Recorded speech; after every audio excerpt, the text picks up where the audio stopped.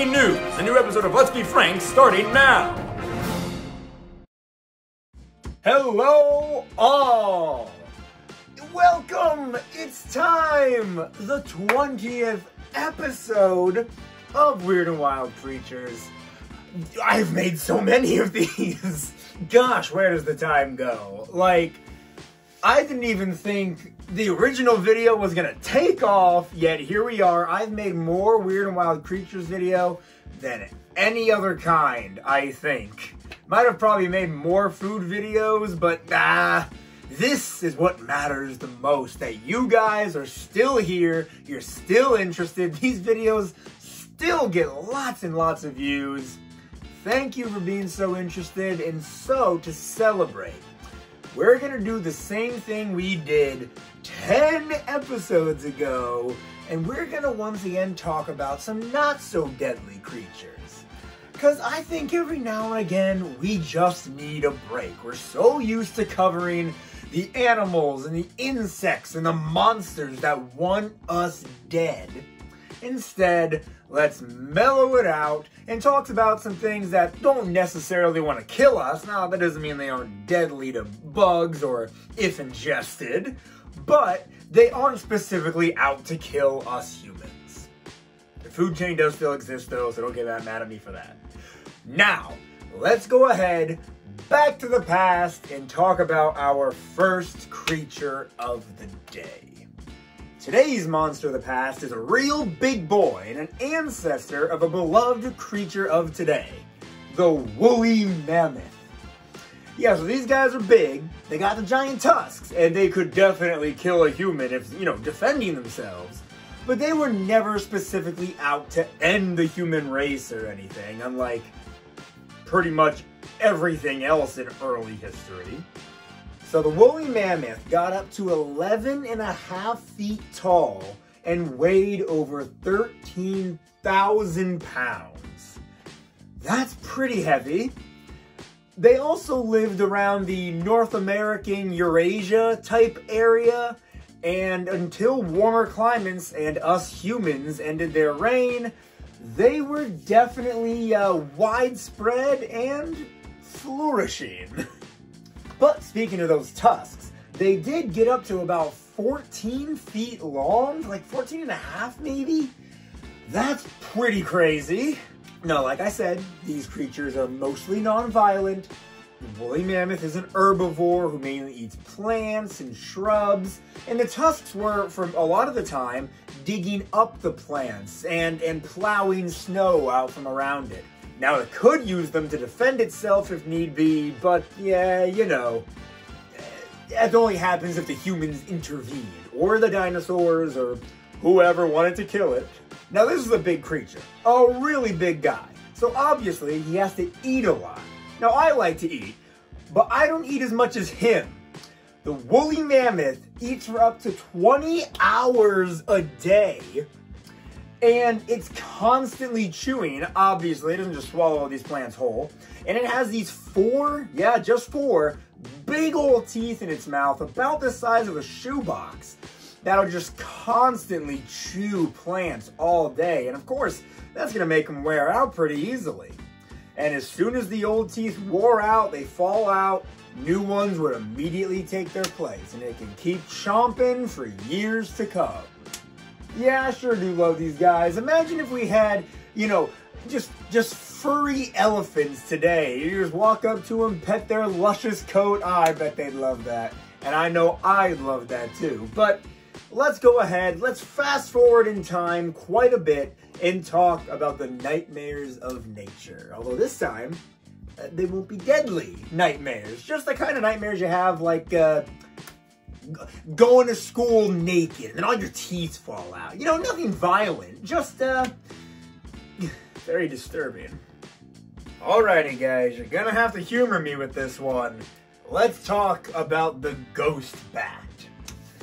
He's kind of cute, not gonna lie, but, when it comes to his diet, he does eat insects, typical bat thing, but he also does go searching for reptiles and small birds and even some smaller mammals. But listen, he doesn't come after humans. He stays away from us.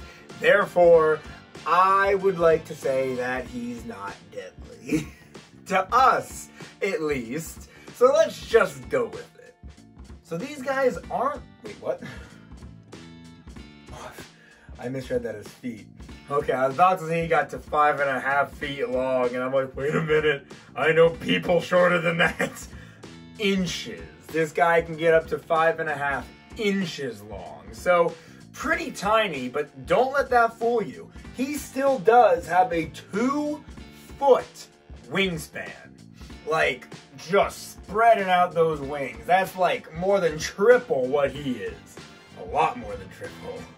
So the ghost bat gets its name for a couple of reasons. Obviously, it has that white fur, but when it opens up its wings, the skin in between them that helps him flap, you know, and not fall to his death, that's so translucent that it kind of reflects moonlight through it. So it gives off this ghostly appearance. Neat. So even though I just called this guy tiny earlier, he's still the largest carnivorous bat out there.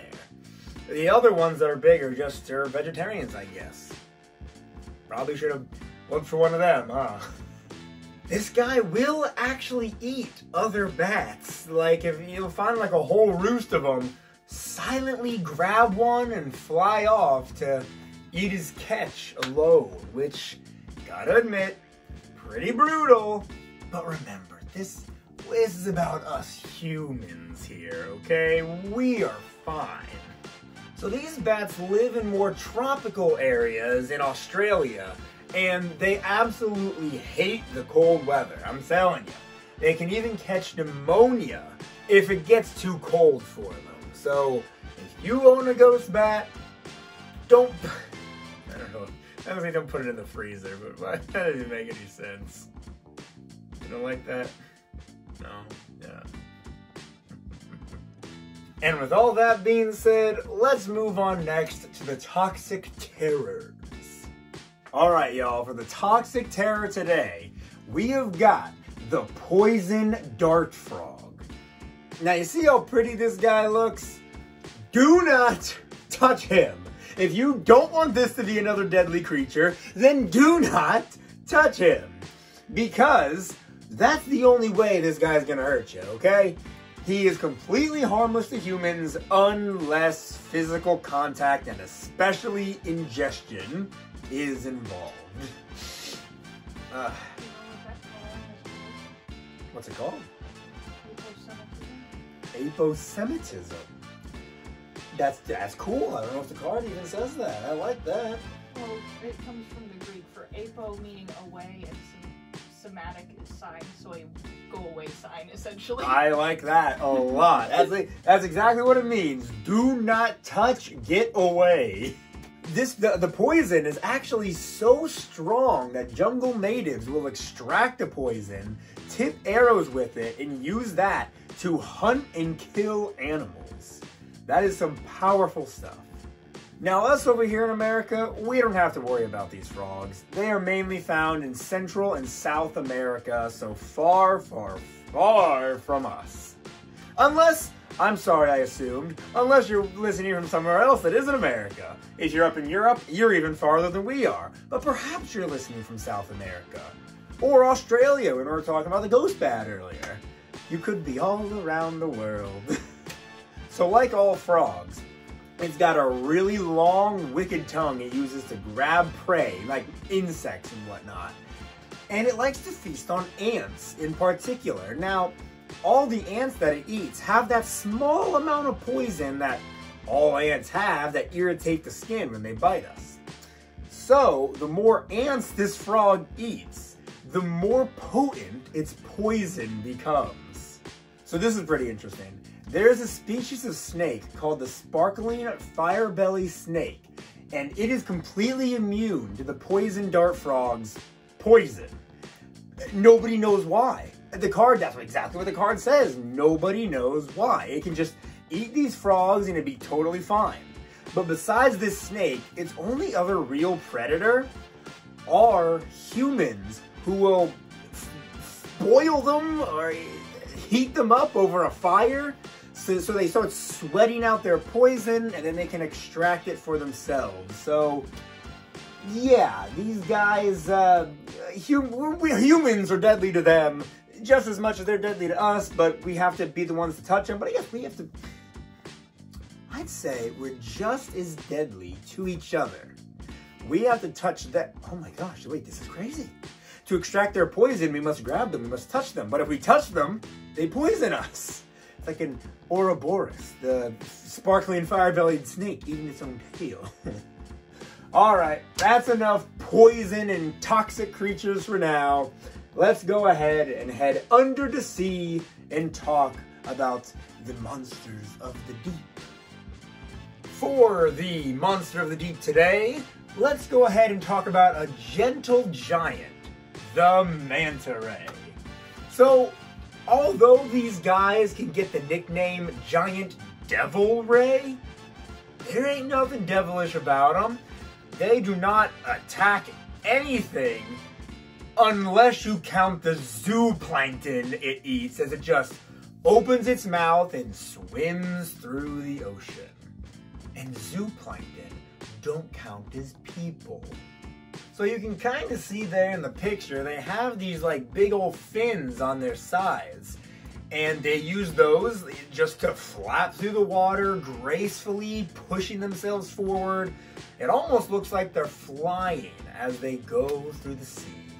So I know you guys are wondering exactly how big these things really are.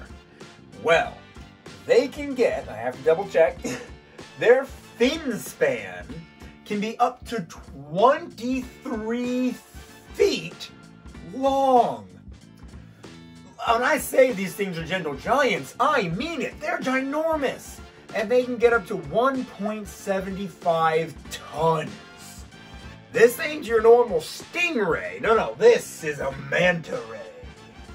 So I'm sure you've all seen a video on the internet or in a documentary somewhere of a manta ray jumping out of the water and falling back in. Why does it do that? Well, apparently it's to try and shake parasites off of itself. It'll fly into the air, and when it slams back down, the hope is that it shakes and jostles all those bad parasites off of it. So, in the Did You Know section, I'm just gonna read it. It's short. It says, people used to think that the manta ray would smother humans in its wings and eat them. Is that scientifically proven? That's very funny.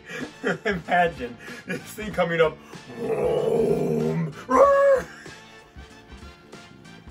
It's very good. That's a funny visual. Look at just how big these things are. I'm going to move out of the way. Here in this general vicinity is a real picture of a manta ray next to a human. It might be kind of hard to see it, but down here there's an illustration of one jumping out of the ocean. And it is just so much bigger than that little guy over there, you know? I mean, it's not like frickin' Tyrannosaurus Rex size, but for something that's like lives pretty near to humans in the oceans, giant, a little too big. Although, it's not deadly. We have nothing to worry about. So one more thing before we move on. Manta rays don't have bones. They're boneless. They instead have cartilage like sharks do. Our ears actually have cartilage in them. Noses as well. See how bendable my ears are? The manta ray is full of stuff like that. Cool. But let us now breach from the ocean and travel down to microscopic size and talk about the tiny terrors. Alrighty everyone, today's tiny terror is a bit of a cutie. We are talking about the PUSS moth. I'm sure you're confused. Let me explain. So the PUSS moth, okay, so you're looking at this thing right now, you're like, Frank, that's not a moth, that's a caterpillar. You are correct. Good eye. This is not a moth, but the PUSS moth, you see, it lives two wildly different lives. So, for starters, literally, it starts out as a little caterpillar. It eats lots of leaves, it gets full on those leaves, and it even shoots acid at anything that can threaten it. Pretty sweet. Now, that is maybe a little deadly, but it's not gonna be deadly to us. Now, you hear the name PUSS moth, and I assume you're like, bleh, gross, pus. No. It's called PUSS moth because once it gets to its adult mothy form, it gets super furry. It has this silky white fur to it, and I swear the card says this, I didn't make this up, it's not a dumb Frank joke. They could almost say the fur resembles that of a pussycat. And so that's where PUSS comes from. It says it, not me. The adult is a beautiful moth covered in soft, thick white hair, somewhat like a Persian cat. It's this hair that gives the PUSS, as in pussycat, moth its name. Never would have guessed. Although, I assume you just want to see this moth already. So let's go ahead, flip this card over. I'll move out of the way. It's pretty freaking cute, right? I did not lie. The caterpillar's a little cute too, but good lord, look at this fluffy little dude. I love him. So unfortunately, this thing spends like a year. Was it a year? So unfortunately, this thing spends like a year as a caterpillar, but when it becomes a moth, it's only alive for like 4 months. That's not fair. It finally gets beautiful and it has to die all the sooner? Dang it, nature. Usually because they're born without mouth parts, which means they can't feed. You know what? What a sad life. Imagine gorging yourself as a toddler, and then once you become an adult, you're like, It's very common in insects after dating. So yeah, I've heard that before, but I completely forgot about it, and now I feel bad for this poor little mothy boy.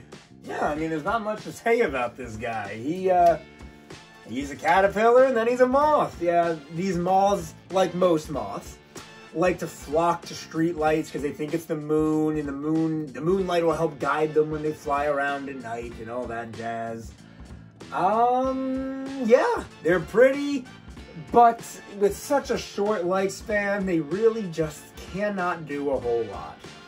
But let's go ahead and embiggen ourselves to next talk about the strange wonders. Alright, today's strange wonder is kind of a combination of a bunch of animals. It's the aardvark. The card describes the aardvark as a mixture between a rabbit, a pig, and a rat. These guys are known as Africa's best exterminators. Including the tail, these things are actually pretty big and can get up to 7.5 feet long, which seems really big, a lot bigger than I was picturing them being. And I was thinking they're the size of like an armadillo or something, you know, just like this big. That's crazy. They can get up to 2 feet tall and weigh up to 200 pounds. Like, these things are hefty. These are good sized animals. And their favorite food? Termites. Yeah, it'll find them like giant termite mounds. Using its big claws, it digs into them. And once it gets a nice entry point, it sticks its like foot-long tongue down inside of it. Then it just brings it back up and dozens of termites are stuck to it. Quite the meal. So this guy's a bit of a wanderer. It lives wherever it can find ant and termite hills. Anywhere in Central to Southern Africa? Southern Africa. I like this, what side is it on? I like this info down here that's just titled How else do you pronounce it? THBBBT.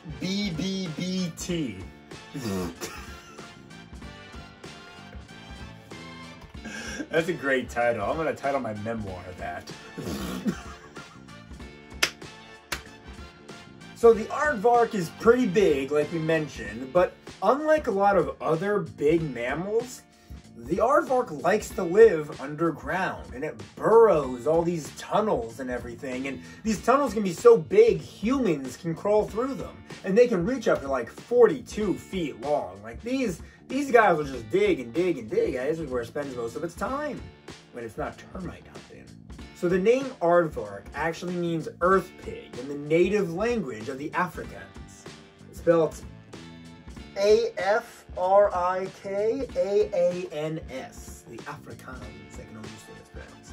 I think these guys are pretty cute though. Honestly, look at them. They're a lot cuter than I would have imagined too. You know, you always hear about aardvarks, you know, because they're these odd creatures with a funny name, but you rarely ever see them. And once you actually get a good look at them, they're pretty cute. But now it's time to finish up this not deadly episode of Weird and Wild Creatures with the hardest category of creatures to not be deadly: the monsters of the mind. Bear with me, I did my best. Alright, y'all. This monster of the mind does not search out humans.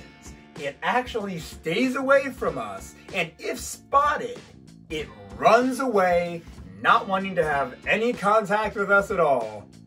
That's right, I'm talking about Bigfoot. Yes! So hard to find a monster of the mind that doesn't want to kill us.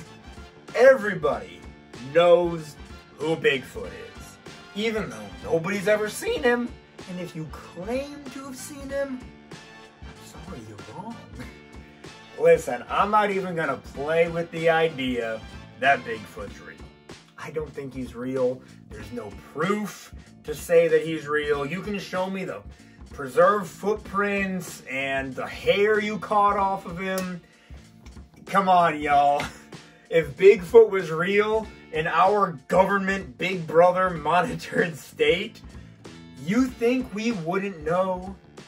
But my opinion aside, let's talk more about this monster of the mind. So Bigfoot is just his common name, but if you want to talk about his real name, his Christian name, that would be Sasquatch. And Sasquatch is just a Native American word meaning hairy man. My dad could be the Sasquatch. Sorry, Dad. So despite 17,000 sightings, scientists cannot confirm or deny whether or not the Bigfoot really exists. But supposedly, he's this like 10-foot tall, super hairy man, basically, with ginormous feet. So the largest Bigfoot footprint ever found is about 8 inches wide and 2 feet long, about twice the size of the average human foot. I'm just gonna read this one outright. This is funny. Some claim to have been kidnapped by Bigfoot. In 1924, I have to read off Katrina's phone. I don't have this. I don't physically own this card. Albert Ostman says that a Bigfoot snatched him and his family while they were in their sleeping bags and held them prisoner in its den for 6 days. Why would he do that? Why would he not just kill them? Was he holding them ransom? What would he need ransom for?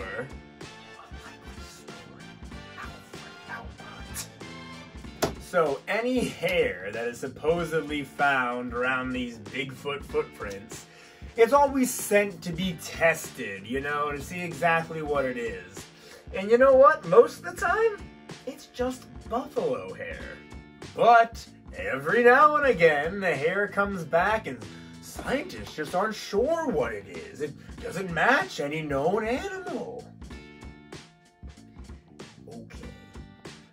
believes in Bigfoot? Do you? No. Good. I mean, that's about it. Big, hairy ape man that nobody's ever truly gotten any proof of, except for the one picture where the guy's like this in the rubber suit. Looks about as convincing as Godzilla did back in the 1900s. Alright? We're done. I don't know why Bigfoot made me so salty throughout all this. I just don't get it. I just don't get it. You see one footprint-shaped hole, and all of a sudden, boom, creature. Do you believe in Bigfoot? Do you think Bigfoot's real? Let me know down in the comments below. Write me entire paragraphs and research papers on why he's real so I can not read them. Anyway, wasn't this fun? Didn't we all have fun? Nothing today wants to kill you, and that's what I want to focus on. You could walk up to any of these creatures and give them a big hug. I mean, except for the poison dart frog. You don't want to touch them. And I guess it could be dangerous to go get that close to a manta ray. I mean, it's got them powerful flapping wings. And, well, I wouldn't exactly try to get close to a ghost bat. It would probably still try to bite you if threatened. And then the woolly mammoth would absolutely gore you if you tried to get near it or its young. Hey, you're probably safe with the aardvark. Arthur's an aardvark. Do you think he eats termites? Thank you all so very much for watching. If you enjoyed this video, why don't you give it a like and subscribe if you have not already. Follow my Instagram and Facebook, Let's Be Frank 2020, and follow my TikTok at Let's Be Frank TikTok. All that being said, once again, thank you for watching. Thank you for watching. If you're one of the people that's watched all 20 Weird and Wild Creatures videos, I'm serious. Please comment down below. I want to know if there's anybody out there who has consistently watched all of these. They all get hundreds of views, so I have to imagine there's definitely repeat viewers there. Alright, everybody. Until next time!